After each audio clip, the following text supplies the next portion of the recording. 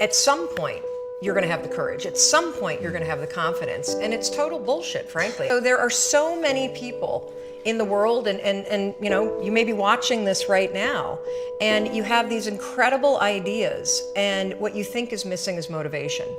And that's not true. Because the way that our minds are wired, and the fact about human beings is that we are not designed to do things that are uncomfortable or scary or difficult. Our brains are designed to protect us from those things because our brains are trying to keep us alive. And in order to change, in order to build a business, in order to be the best parent, the best spouse, to do all those things that you know you want to do with your life, with your work, with your dreams, you're going to have to do things that are difficult, uncertain, or scary, which sets up this problem for all of us. You're never going to feel like it. You only feel motivated to do the things that are easy.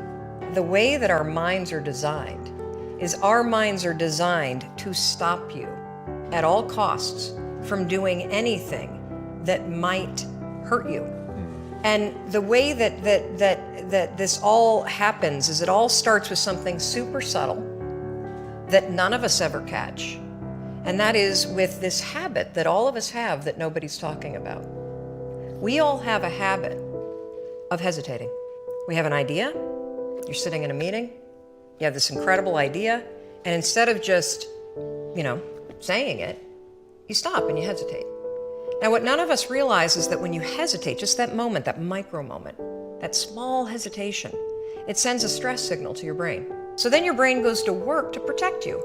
It has a million different ways to protect you. One of them is called the spotlight effect. It's a known phenomenon where your brain magnifies risk. Why? To pull you away from something that it perceives to be a problem. And so you can truly trace every single problem or complaint in your life to silence and hesitation. Those are decisions. Your life comes down to your decisions. And if you change your decisions, you will change everything. None of us wake up and say, today is the day I destroy my life. What we do is we kind of check out because it feels overwhelming, or we check out because we're afraid, or we check out because we start listening to self-doubt, and then we make these teeny tiny decisions all day long. We don't even realize it. Decision to not get up on time, a decision to not eat the right thing, a decision to snap at your kids, a decision to not speak in a meeting, a decision to not look for a job, a decision to not deal with your finances, a decision to not call your parents, like whatever it is. All day long, these tiny decisions that take you so far off track.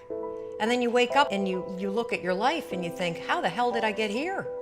And more importantly, how do I get back over there? And you have no idea. You know what to do, but you can't seem to make yourself do it, right? I mean, every one of us is one Google search away from a list of instructions. But how do you get out of your head and stop thinking about what you need to do and actually do it? When you set goals, when you have an intention on something that you want to change about your life, your brain helps you. What it does is it opens up a checklist, and then your brain goes to work trying to remind you of that intention that you set. And it's really important to develop the skill, and I say that word purposefully, the skill of knowing how to hear that inner wisdom and that intention kicking in and leaning into it quickly.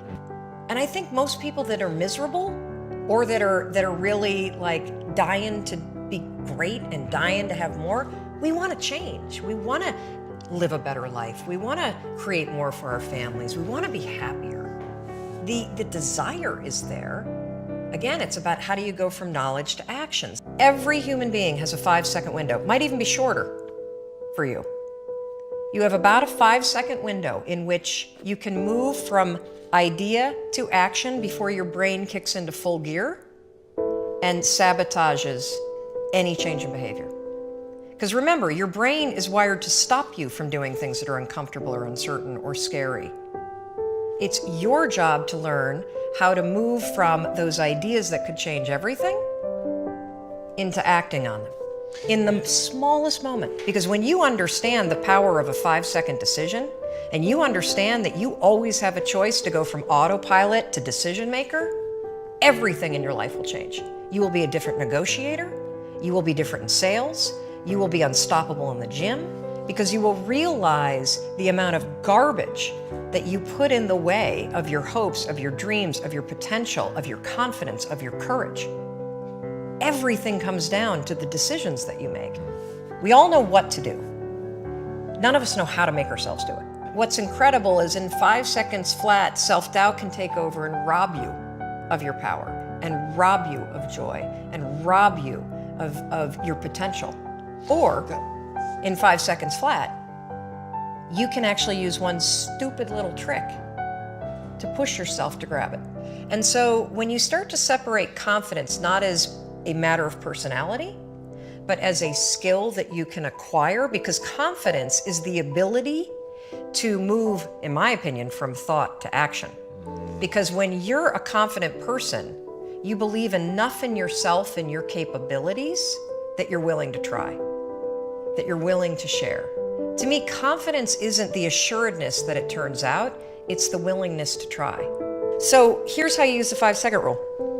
You use it to stabilize your thoughts before the panic escalates. And then what happens is it drifts into worry and then it disappears. So the second you feel worry, you catch it, you train yourself to do that. If you start feeling yourself getting, your heart racing, you can 5, 4, 3, 2, 1 and use the I'm excited. If that doesn't work, literally 5, 4, 3, 2, 1, and just give yourself an anchor thought, literally, of you being okay. So the second that you feel yourself getting nervous, 5, 4, 3, 2, 1, and then your anchor thought is a vision of what you're going to do when you get to where you're going. Well, I think we're all flawed, and that's the beauty of who you are. And instead of trying to make yourself perfect in every area, it's so much easier when you accept the things that you're terrible at, or that are your weaknesses, or that are the things about your wiring.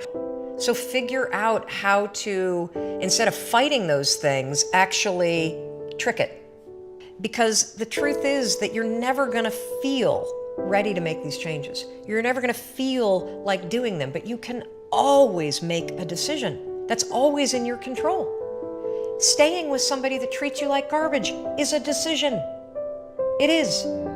Staying at a job that you hate is a decision. Staying in the body that you are not proud of is a decision. Is it going to be easy? No, it's not going to be easy to change. It's simple. Do a Google search and then use the 5-second rule to force yourself to do that stuff. Change comes down to 5-second decisions, and this is why the 5-second rule is important for everybody to know. It's your job to push yourself. And I don't care if you're Dr. Martin Luther King Jr., or you're Michelangelo, or you're Lin-Manuel Miranda, who wrote Hamilton, you will struggle with self-doubt. And everybody that you admire, you should not have your phone in your bedroom. And here's why, because what's on your phone is not your dreams. What's on your phone is stuff that's been designed by people that study game theory. So I want you to think of a moment in time when you were really happy. Like, it could be a memory from being little, it could be something that you dream of doing. And I want you to come up with something really specific about that moment, okay? Like, think about what you were wearing, or think about the blue sky. That is going to be what I call your anchor thought.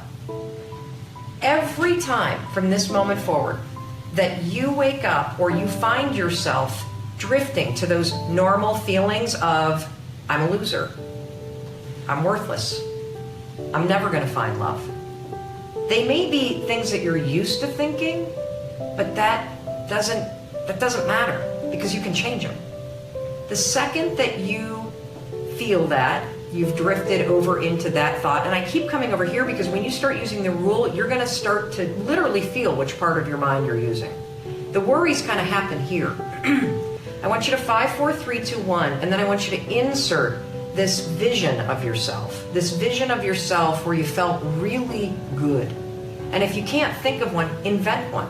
How would you feel if you were in love? How would you feel if you loved yourself? How would you feel if you did that thing that you're scared of, that you keep talking yourself out of? That's your anchor thought. Now, when you first start using the rule, particularly when you're breaking a habit of thinking negative thoughts, when you first start doing it, you may need to use the 5-second rule 73 times in one day. That is the battle of your mind. And the other thing about normal that I just want to say is that the reason why it feels normal to doubt yourself and to have low self-worth is because you've thought this so long. It's become a pattern, just like chewing your nails becomes a pattern of behavior that you don't think about. Well, the cool thing is you can actually change any pattern, even a thinking one.